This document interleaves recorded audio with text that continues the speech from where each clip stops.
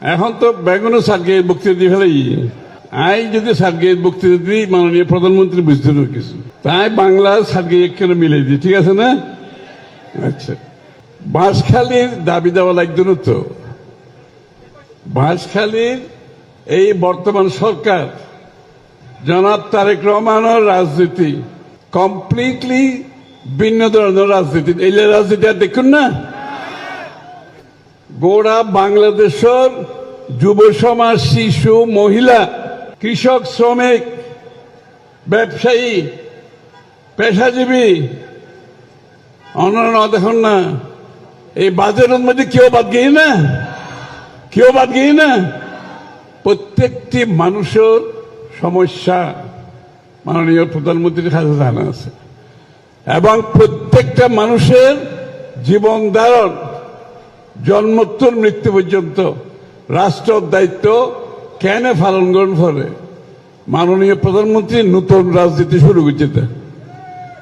ওই ফুরের রাজনীতিতে হাত দেশের জন্য তো এখন নতুন রাজনীতি, নতুন চিন্তা, নতুন ভাবনা, কারণ বিশ্ব বদলে গিয়ে এখন এই নতুন চিন্তায় বাংলাদেশ গড়ার যে কাম শুরু, ইনশাআল্লাহ বাংলাদেশের প্রত্যেকটা মানুষের কাছে অর্থনীতির সুফল প্রত্যেকটা মানুষের বাড়ি বাড়ি যাবে, প্রত্যেকটা মহিলার ঘরে ঘরে যাবে। ওনারা কে ফাইন না মাই ফল, মহিলা কার্ড ফাইন না, ফ্যামিলি কার্ড ফাইন না, আয়োজন অফন ফ্যামিলি কার্ড আই প্রত্যেক পরিবারের যারা আর মহিলা অক্ষল গড়র যিনি প্রধান মহিলা ব্যাকগ্রাউন্ডের কাছে ফ্যামিলি কার্ড যাব ইনশাল্লাহ, কৃষকের কাছে কৃষি কার্ড যাব, আর আলেম ওলামা মিলি আলাদা বাতা দেওয়া হই এবং চিকিৎসা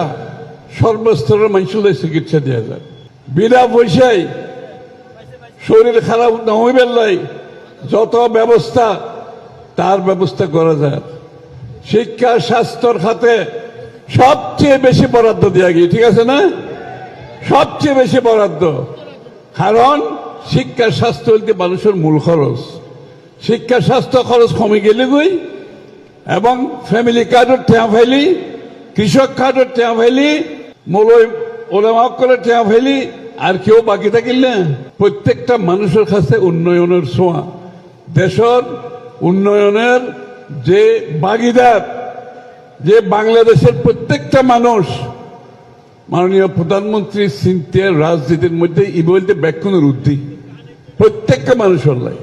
আর বাঁশখালীর উন্নয়নের ব্যাপারে কোনো চিন্তার কোনো কারণ নাই। বাঁশখালীর যত সম্ভাবনা আছে ব্যাগ কিছুটা সরকার খামত লাগাইব। ধন্যবাদ।